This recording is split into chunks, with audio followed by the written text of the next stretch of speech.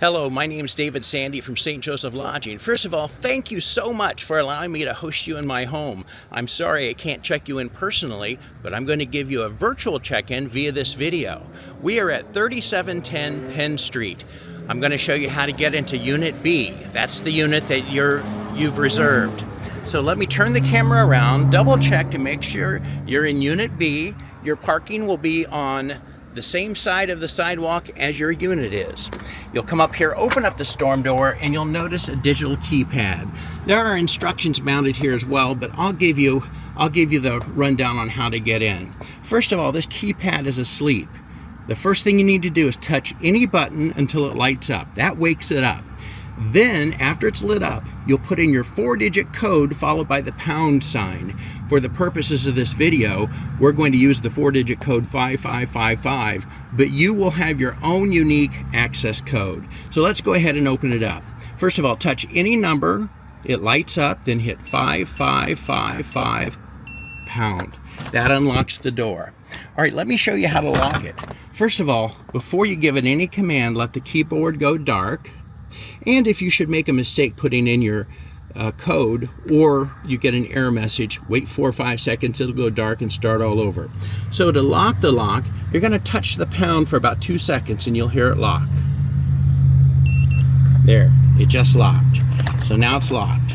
All right, so we've got to wait for it to go dark, then we'll wake it up, open it up one more time, I'll take you in and give you a tour. All right, there it's dark. Touch any number to wake it up, 5555 pound. And it just unlocked. Let's go in and take a look around. Welcome to 3710 Penn Street, Unit B. All right, the very first thing I need you to do before you do anything else is come over here to the desk. You'll see a couple of papers here on the desk. You'll see a guest registration form and a house rules acknowledgement form. My insurance requires that you fill out these forms completely. So on the guest registration form, you'll put in your name, address, just as it appears on your driver's license on your ID. Make sure 3710B is checked and your check-in date and checkout date. You'll put your driver's license there. And on this line, you can have up to one other person here on the property at any time. If they're staying with you, that's fine. If they just come by to visit, that's fine. But insurance requires that I only have a maximum of 2 people at any time here at a 1-bedroom property. So you'll write their first and last name on this line right here. Sign that, read this print down here, and then you're done with the registration form. Let's move to the house rules acknowledgement form. My house rules are clearly posted on all online listings, including Airbnb, VRBO, and my own website, so you're probably already familiar with these rules. But let's go through them in any event. You're going to check 3710B Penn Street up here, read through the rules to make sure you understand and can comply, then you'll sign it right down here, print your name and date it. After you've filled out both of these pieces of paper, take a picture of each with your phone and text me a copy of the completed paperwork. That's all you have to do to get registered. Let me show you a few things about this particular property.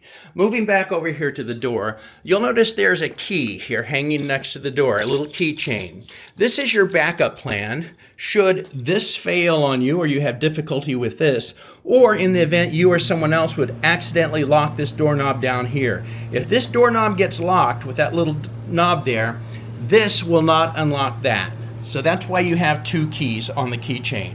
One key goes to the deadbolt and one key goes to the doorknob. So that's your backup plan. Also on the keychain, you'll find a white fob. I must emphasize, this fob is not a key fob. It does not unlock the door. This fob is how you control the alarm system here at the property. We don't use the alarm because I've owned this property for over 35 years and never had an issue, but I'll show you just how to use it because we want you to have peace of mind. Once again, you don't have to use it if you don't want to. So there are 4 buttons on the key fob. There is a lock button, an unlock button, a house, and a little lightning bolt. The lock button is to arm the system when you're leaving. Unlock is always to disarm the system. So if you want to set the alarm as you're going out for the day, right before you walk out the door, firmly press the lock button like this. You'll hear that beeping. 20 beeps, 20 seconds worth of beeping. That's how much time you have to get out the front door and lock it behind you. After those 20 seconds are up, the entire property is secured. Then as soon as you get home and open the door and walk in, you'll hear it start beeping again. You have 20 seconds to disarm the alarm by hitting the unlock button like this. You'll hear 2 beeps and it's turned off. So that's how you set the alarm when you're leaving for the day, and that's how you disarm the alarm. Now, if you'd like to set the alarm when you're going to bed at night and you're done going in and out the front door or the back door onto the patio, right before you go to bed, you can hit this home button in the lower left-hand corner. One press yields 1 beep.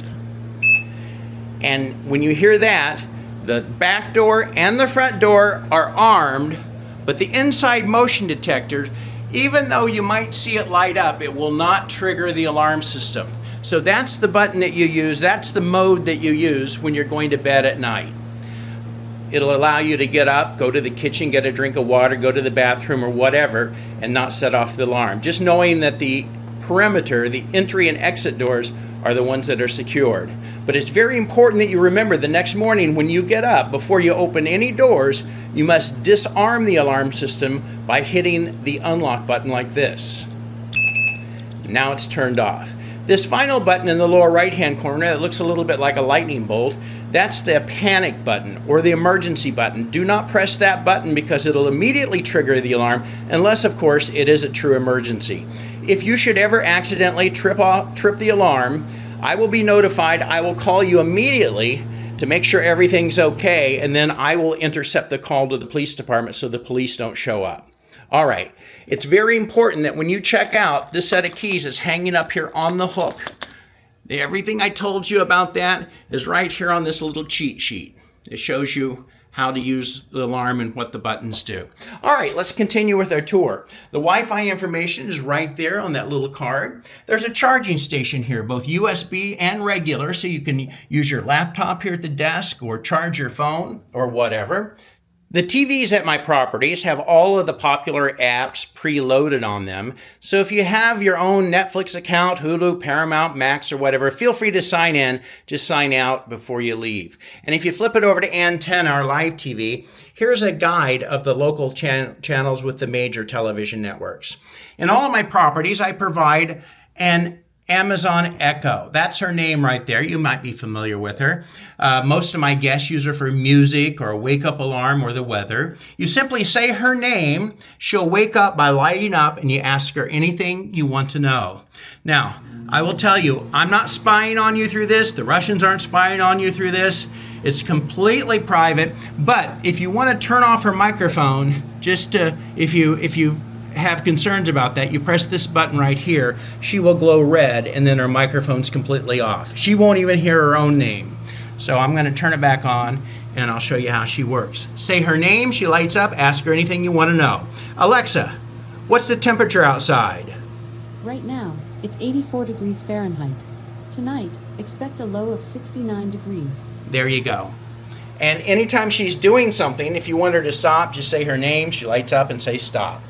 And there's some suggestions right there. All right, I'm going to show you about the air conditioner. The air conditioner is right up here, and I put little labels here. Don't change this one. Leave that one where it is. This is the only dial you should have to control. You want this little arrow between 2 and 3. The higher the number, the cooler it will get. If you turn it past 3, it'll get very cold, and the compressor lines should freeze up.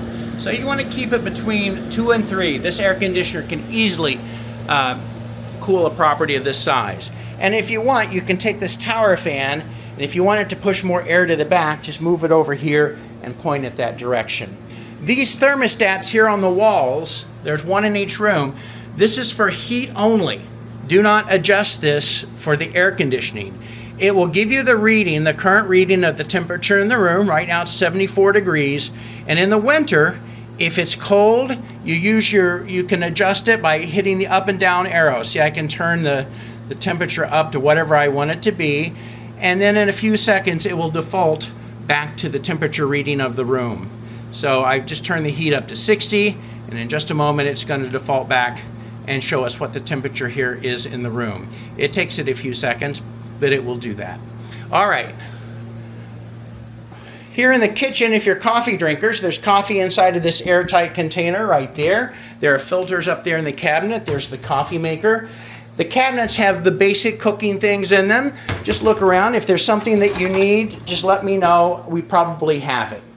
This little digital frame here, it will automatically go off at 11 o'clock at night, come on at 7 o'clock in the morning.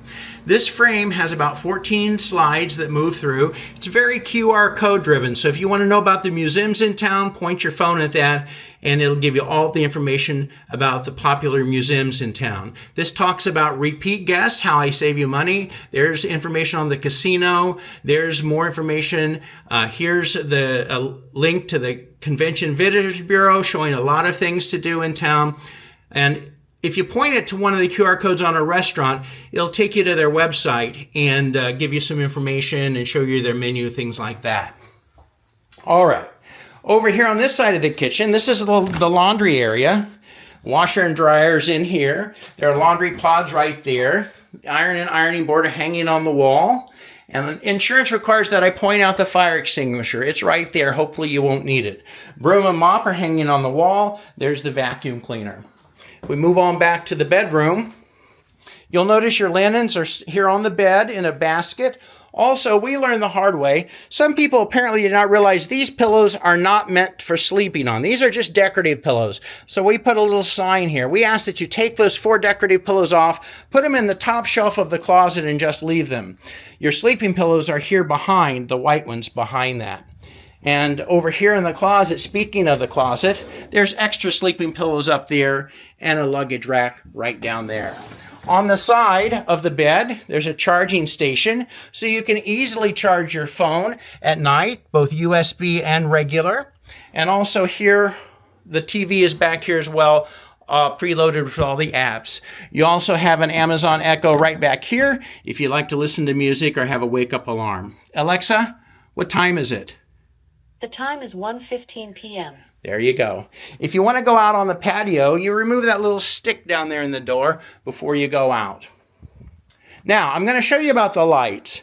We have a guard on here so you won't turn this light off. Always leave that one on. The lights are controlled by this remote control that's hanging here on the wall. This button right here will turn the ceiling light off and on. So just like that.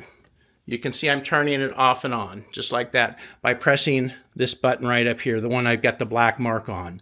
These buttons right here control the fan. This is the fan off and on, and this is fan speed, slow, medium, fast. So that's how that works. Here in the bathroom, we provided a makeup removal towel there instead of using our white linens. And then here in the closet, you'll find a plunger down there, some extra toilet paper, hair dryer, and some of those items. All right. With that said, I think that pretty much completes our tour. I hope you have a wonderful stay here. I really enjoy hosting people in my properties. And if there's something that you need that you don't find, please give me a call, because I really want to make sure, I'll do everything I can to make sure your stay is very enjoyable and you have everything you need. Again, thank you so much for staying with me here in one of my properties. My name's David Sandy. Let me know if there's anything I can do. Have a great stay.